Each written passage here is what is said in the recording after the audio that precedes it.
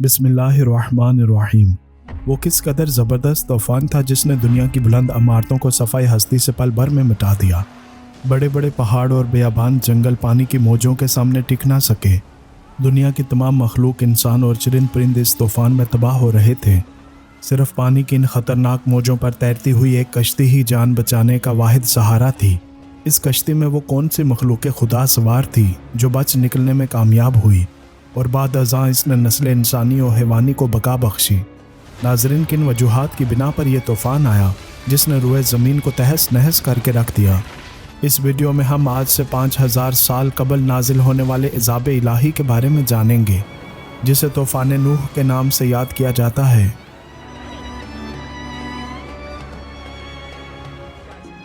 हज़रत नूह अलैहिस्सलाम दुनिया में चौथे नबी और कुफार की तरफ भेजे जाने वाले पहले रसूल हैं।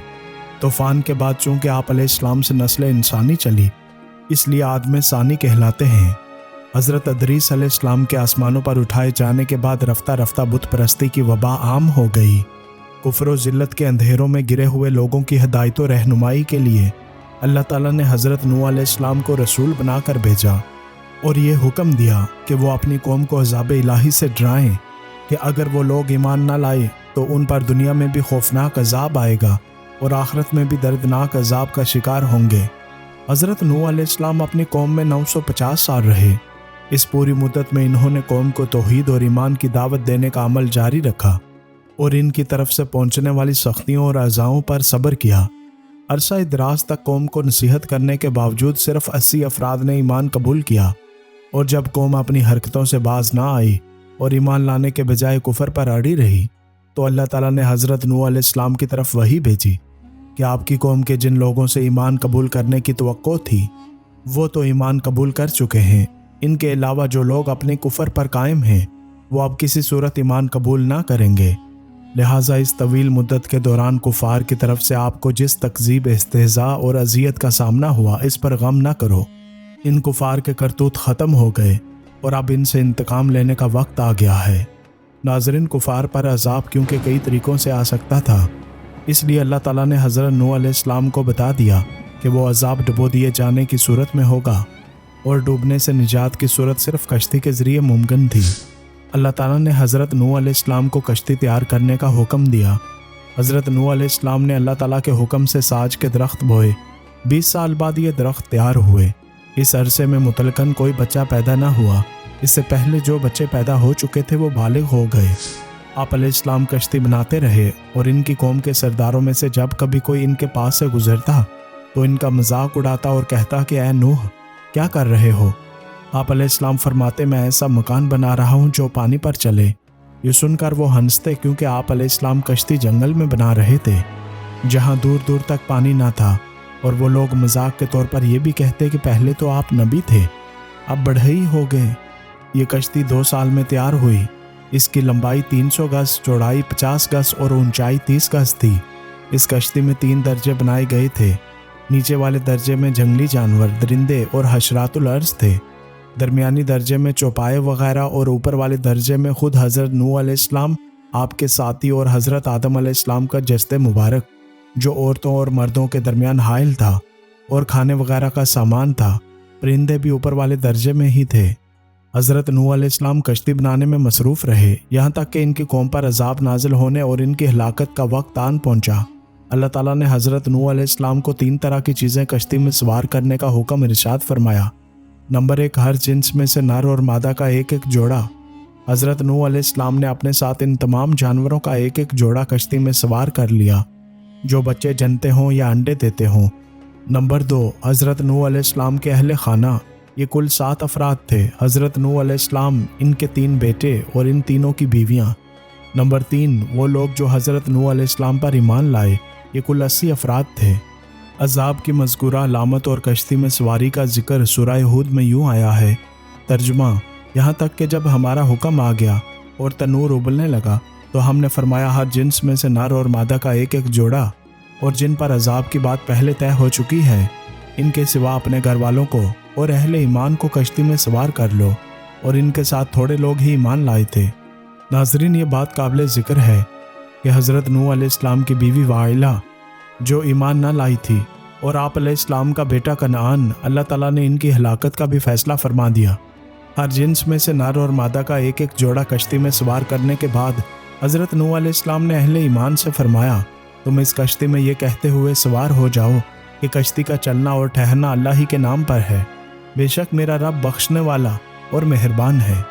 کشتی میں سوار ہوتے وقت اللہ تعالیٰ نے حضرت نوح علیہ السلام سے فرمایا، جب تم اور تمہارے ساتھی کشتی میں ہر طرح سے بیٹھ جاؤ تو کہنا تمام تعریفیں اللہ تعالیٰ کے لیے ہیں، جس نے ظالم لوگوں کو ہلاک کر کے ہمیں ان سے نجات دی، اور کشتی سے اترتے ہوئے یوں دعا کرنا، اے میرے رب مجھے برکت والی جگہ اتار دے، اور تو سب سے بہتر اتارنے والا ہے۔ جب حضرت نوح علیہ السلام کی قوم پر عذاب آیا تو آسمان سے زبردست بارش برسی، اور یہ لگاتار 40 روز تک دن رات برستی رہی۔ اس دوران زمین سے بھی اس قدر پانی نکلا کہ زمین چشموں کی طرح ہو گئی، پانی پہاڑوں سے اونچا ہو گیا، یہاں تک کہ ہر چیز اس میں ڈوب گئی، اور ہوا اس شدت سے چل رہی تھی کہ اس وجہ سے پہاڑوں کی مانند اونچی لہریں بلند ہونے لگیں، اور انہی لہروں کے درمیان حضرت نوح علیہ السلام کی کشتی رواں دواں تھی۔ ناظرین، یہ بات قابل ذکر ہے کہ حضرت نوح علیہ السلام کا ایک بیٹا، جسے آپ اظہار اسلام کی وجہ سے مسلمان سمجھتے تھے لیکن در حقیقت یہ منافق تھا، طوفان کے وقت یہ کشتی کے باہر ایک کنارے پر کھڑا تھا۔ آپ علیہ السلام نے اسے پکار کر کہا، اے میرے بیٹے، تو ہمارے ساتھ کشتی میں سوار ہو جا اور کافروں کے ساتھ نہ ہو۔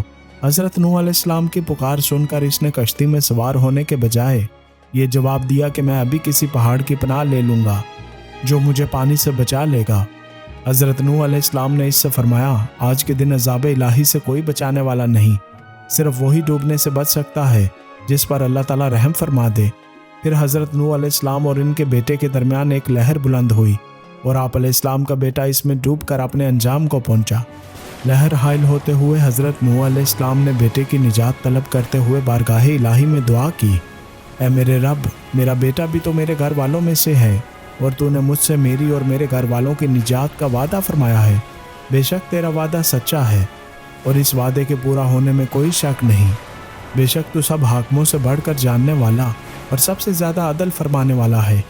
ان کی دعا کے جواب میں اللہ تعالیٰ نے فرمایا، اے نوح، تیرا بیٹا تیرے گھر والوں میں سے ہرگز نہیں، اس کا عمل درست نہیں ہے، کیونکہ وہ بیٹا حقیقت میں کافر تھا، لہٰذا ایسے شخص کی سفارش نہ کرو جس کا تمہیں علم نہیں۔ یہ سن کر آپ علیہ السلام نے عاجزی کرتے ہوئے بارگاہ الہی میں عرض کی، اے میرے رب، میں اس بات سے تیری پناہ چاہتا ہوں کہ تجھ سے وہ چیز مانگوں جس کے بارے میں مجھے یہ علم نہیں کہ اس کا حصول حکمت کے تقاضے کے مطابق ہے یا نہیں، اور اگر تو نے میرے اس سوال پر میری مغفرت نہ فرمائی اور میری عرض قبول فرما کر میرے اوپر رحم نہ فرمایا تو میرا شمار بھی نقصان اٹھانے والوں میں سے ہو جائے گا۔ ناظرین، حضرت نوح علیہ السلام کی ایک بیوی کافرہ تھی جو اپنی قوم سے حضرت نوح علیہ السلام کے بارے میں کہتی تھی کہ آپ علیہ السلام مجنون ہیں۔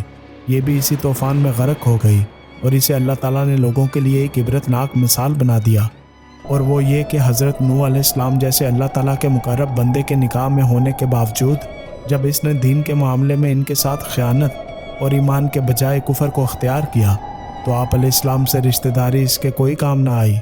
جب طوفان اپنی انتہا پر پہنچا اور کفار کو غرق کر دیا گیا تو اللہ تعالیٰ کی طرف سے زمین کو حکم ہوا، اے زمین اپنا پانی نگل جا، اور آسمان کو حکم ہوا، اے آسمان تھم جا۔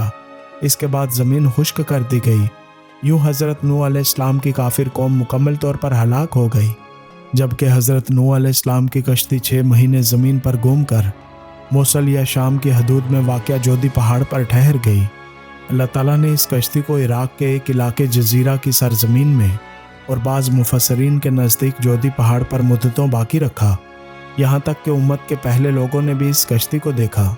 ناظرین، حضرت نوح علیہ السلام کی قوم کے لوگ اپنی خطاؤں کی وجہ سے طوفان میں ڈبو دیے گئے، پھر غرق ہونے کے بعد عذاب برزخ کی آگ میں داخل کیے گئے۔